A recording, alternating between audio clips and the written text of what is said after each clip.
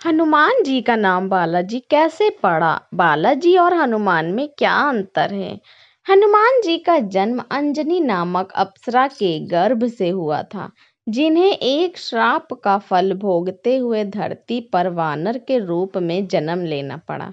उन्हें वरदान प्राप्त था कि एक पुत्र को जन्म देने के बाद वे श्राप से हमेशा के लिए मुक्त हो जाएंगी। वाल्मीकि रामायण के अनुसार हनुमान के पिता केसरी और माता अंजनी ने भगवान शिव की कठोर तपस्या की थी। इसके बाद जाकर उन्हें हनुमान पुत्र की प्राप्ति हुई थी। वहीं एक पौराणिक कहानी में जिक्र इस बात का भी मिलता है कि जब मारुति वन में अंजनी को देखकर उन पर मोहित हो गए थे, जिसके बाद अंजनी गर्भवती हो गई थी। इस प्रकार पवन पुत्र हनुमान ने जन्म लिया। एक कथा तो यह भी कहती है कि महाराज दशरथ ने पुत्र प्राप्ति के लिए यज्ञ का आयोजन किया था। उस समय तीनों रानियों को पुत्र प्राप्ति के लिए खीर खिलाई गई थी। उस खीर का एक भाग कौवा अंजनी के पास ले गया। मां अंजनी ने उस खीर को प्रसाद समझकर चख लिया, जिसके बाद हनुमान ने जन्म लिया। हनुमान जी का नाम बालाजी कैसे पड़ा? हनुमान जी को बालाजी इसलिए कहा जाता है क्योंकि कई जगह हनुमान जी के बालपन की पूजा अर्चना की जाती है। इसके पीछे भी एक कहानी प्रचलित है, जिसके अनुसार भगवान श्री राम आज से 500 वर्ष पहले कलयुग की धरती पर आए थे। उन्होंने हनुमान जी को यहाँ लोगों के दुख दर्द दूर करने का आदेश दिया था। साथ ही यह भी कहा था कि तुम्हारे द्वार पर आने वाले सभी भक्तों के रोगों और भूत प्रेत बाधा को ठीक करना होगा। इसी तरह एक दिन एक ब्राह्मण ने अपने सपने में हनुमान जी को देखा, जो ब्राह्मण को पहाड़ी के नीचे खुदाई करने का आदेश दे रहे थे। वह ब्राह्मण हनुमान जी के निर्देश अनुसार उस स्थान पर पहुंचा और जमीन खोदना शुरू कर दिया। कुछ देर खोदने के बाद उन्हें हनुमान जी की एक मूर्ति मिली, जो बाल रूप में थी।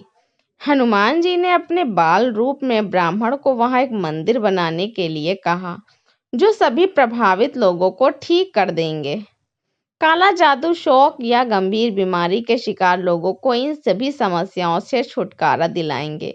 इस प्रसंग के बाद से ही हनुमान जी के बाल रूप की पूजा की जाने लगी।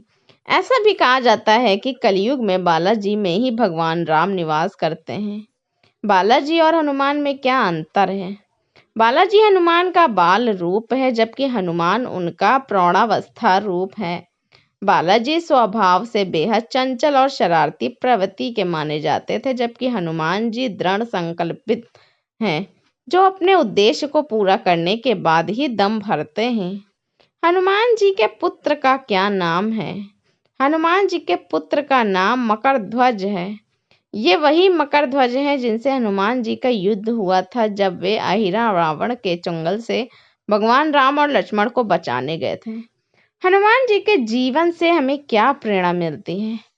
नंबर 1, हनुमान जी का जीवन सदैव ही चुनौतियों से भरा रहा है, लेकिन उन्होंने विकट परिस्थितियों में भी कभी हार नहीं मानी। यह हनुमान जी का पहला ऐसा गुण है जो हमें प्रेरणा देता है।